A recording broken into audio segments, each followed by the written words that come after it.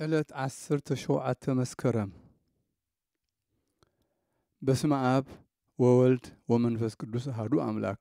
ዕለት 17 መስከረም በዛ ዕለት እዚኣ ምስጋና ንዑ ይኹን ናይ ጎይታናን መድኃኒናን ኢየሱስ ክርስቶስ በዓል መስቀል ክቡር እዩ።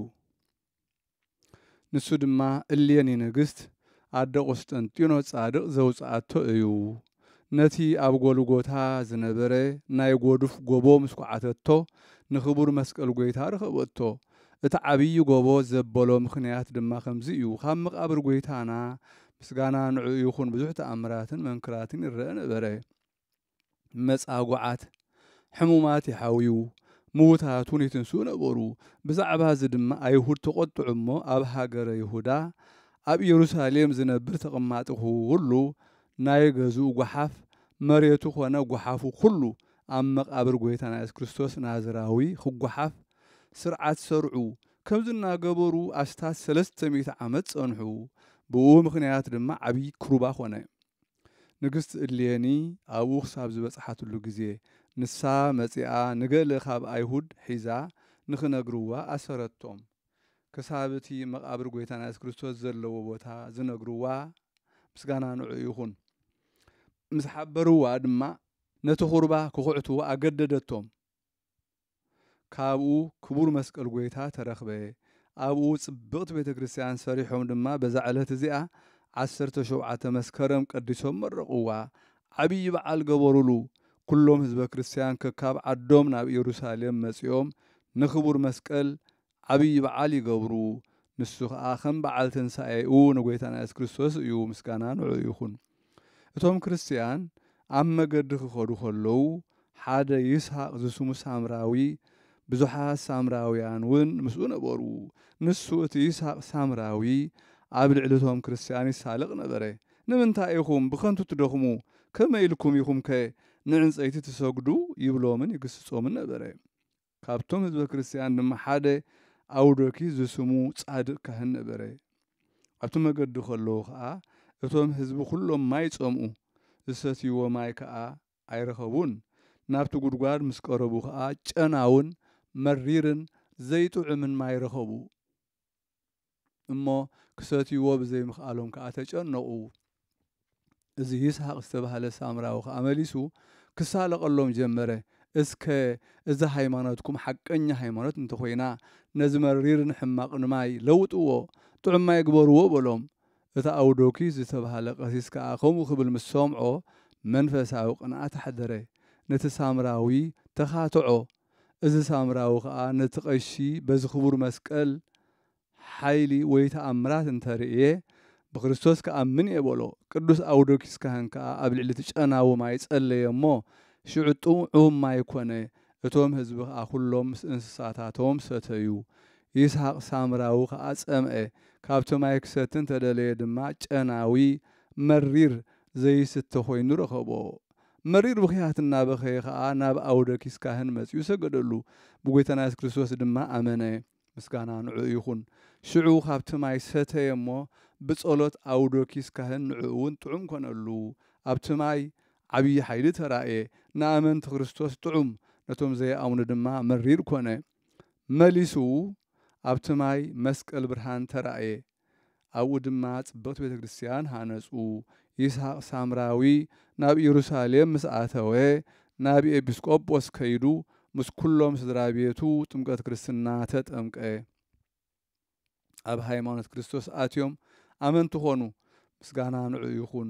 ክቡር መስቀል ዝተገልጸሉ ወይ ዝተረኽበሉ ዕለት 10 መጋቢት እዩ። ንክርስቲያን ኣብ ዓብዪ ጾም በዓል ወይ ፌስታ ክገብሩ ስለ ዘይከኣሉ ከዓ በዓሉ ኣብቲ ቅዳሴ ቤተ ክርስቲያኑ ዕለት 17 መስከረም ገበርዎ። ሽዑ ካብ ቅዱስ መቃብር ዝተራእየሉ እዩ። ንጎይታና ኢየሱስ ክርስቶስ ምስጋና ስግደትን ኣምልኾን ምሰብኡን ምስኡ ማዕረ ዝንዝኾነ መንፈስ ቅዱስን ዘለዓለመ ዓለም ኣሜን።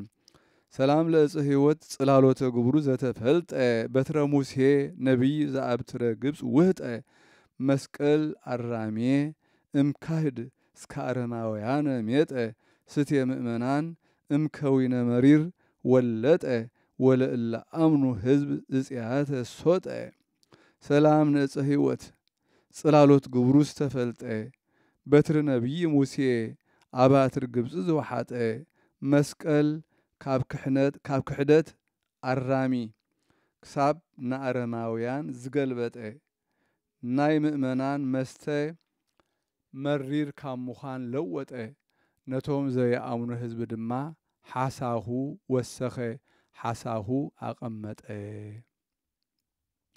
ሰላም እብል አውዶኪስሃ ቀሲሰ አምእም ሃገሩ ወቤቱ ለበዓለ መስቀል ጌሰ ምስለ አይሁዳዊ በፍኖት አመተ በአሰ በጽየወ ጸሎቱ መረረማይ ፈወሰ ወበሃይማኖቱ አእመነ ብዙሃነ ነፍሰ ሰላም እብል ናአውዶኪስ ቀሲሰ ካብ ሃገሩን ካብ ቤቱን ንበዓል መስቀል ዝገስገሰ ኣብ መንገዲ ምስ አይሁዳዊ ምስ ተበአሰ ብጨው ጸሎቱ ምረት ማይ ፈወሰ በሃይማኖቱ ድማ አእመነ ብዙሓት ነፍሰ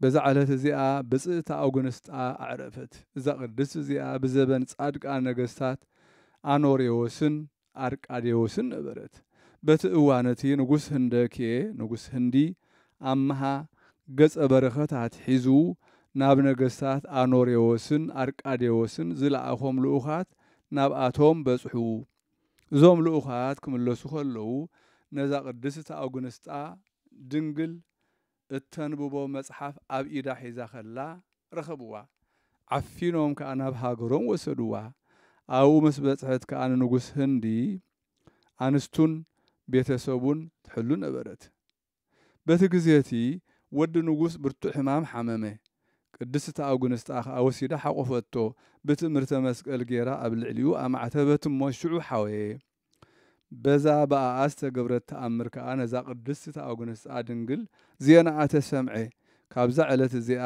ኣብኣቶም ከም ግዝእቲ ዘይኮነትስ ከም እመቤት ኮነት ንጉስ ህንዲ ናብ ውግእ ምስ ወፈረ ኣብ ልዕሊኡ ግብ ዝበለ ኣውሎ ነፋስ ጣቓ ጸልማት ኮነ ንጉስ ግን ድንግል አውግንስጣ እትገብሮ ትእምርተ መስቀል ይርኢ ነበረ ናብቲ ግመን ንፋስን ብትእምርተ መስቀል ኣማዕተበ ብርሃን ፀሓይ ተራእየ ዓብዪ ሓጎስ ኮነ እሞ ንጸላእቱ ኣሰኒፍዎም ተመልሰ እዚ ንጉስ ካብ ውግእ ምስ ተመልሰ ንቅድስቲ አውግንስጣ ኣብ እግራ ሰገደ ንዕኡ ንሰበይቱ ንኩሎም ቤተሰቡ ንደቂ ዓዱ ንሰብ ሃገሩ ቅድስቲ ጥምቀት ክርስትና ከተጠምቆ ከዓ ለመና ንሳ ከዓ ነቲ ንጉስ እዚ ክገብር ኣይግባአንን እዩ እንታይ ደኣ ናብ ንጉስ አኖሬዎስ መልኣኽ ዘጠምቆኩም ካህን ክሰደልኩም እዩ በለቶ ሽዑ ንጉስ ናብ ጻድቕ ንጉስ አኖሬዎስ ንሱ ናብ ሃይማኖት ጎይታና ኢየሱስ ክርስቶስ ከም ዝኣተወ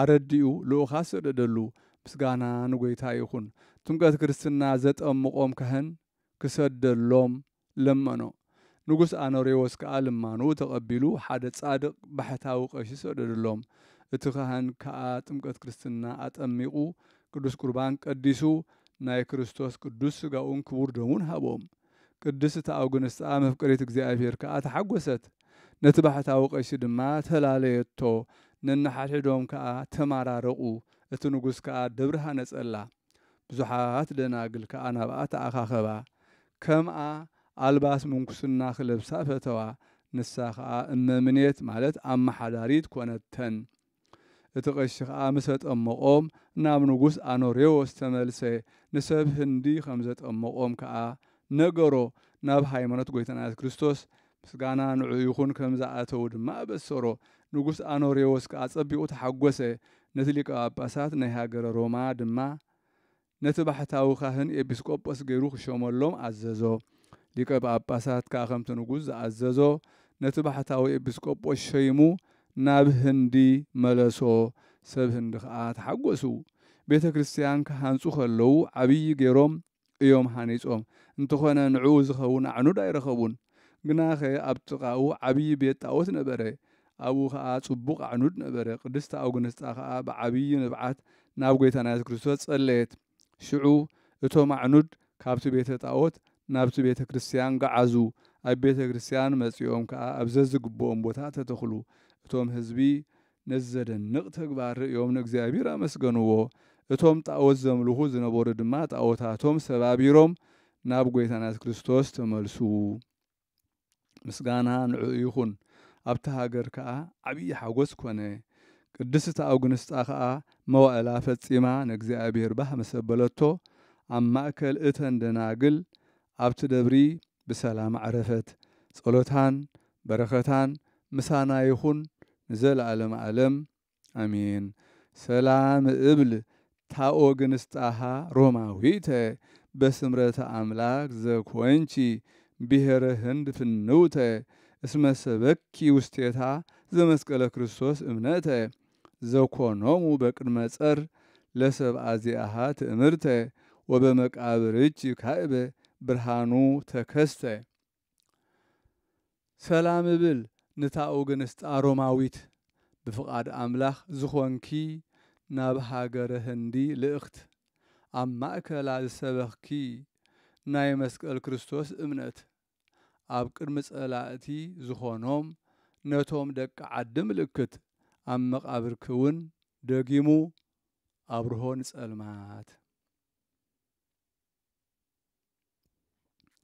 በዛ ዕለት እዚኣ ኣባ ዲዮናስዮስ ናይ እስክንድርያ ሊቀ ጳጳሳት ዓረፈ ቁጽሩ ካብቶም 14 ሊቃነ ጳጳሳት እዩ ነዚ ቅዱስ እዚ ንጉስ ዳኬዎስ ክቆትሎ ይደሊ ነበረ እግዚአብሔር ግና ካብኡ ሰወሮ እዛ ኣቦዚ ብልሂ ፈላጥ ተርጓሚ መጽሓፍቲ ቤተ ክርስቲያን ነበረ ብዘበኑ ቅዱስ መርቆሬዎስ ብኢድ ዳኬዎስ ንጉስ ሰማዕትነት ተቀበለ ከምኡውን ብዘበኑ 7 ደቂ 372 ዓመታት ደቀሱ ንሳቶም ካብቶም ናይ ሃገረ ኤፌሶን ዓበይቲ ዝተወልዱ እዮም ንጉስ ዳኬዎስ ንጣዖታት ከስግዶም ምስ ደለየ ካብኡ ሃዲሞም ዝተሓቡ እዮም ብዘበኑ እቲ ኣድባራት ዝሃነፀ ርእሲ መነኮሳት ኣቡነ እንጦንዮስ ግብፃዊ ነበረ እዚ ቅዱስ ኣቦ ዲዮናስዮስ ኣብ ጵጵስናው 12 ዓመት ነበረ ንመጓሲኡ ብቅንዕና ሓለዎም ንእግዚአብሔር ከዓ ባህ ኣበሎሞ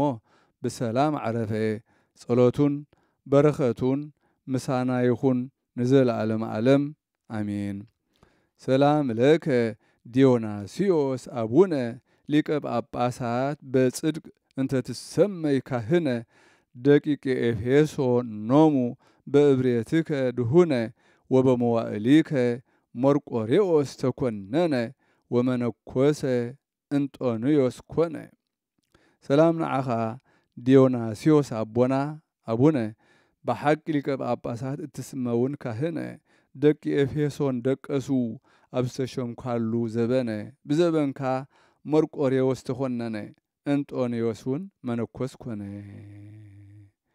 በዛ ዕለት እዚኣ ንሊባ ኪርያኖስ ድስጤና ቴካሊጥስ መዘከርታኦም እያ በረኸቶም ምሳና ይኹን ንዘለዓለም ዓለም አሜን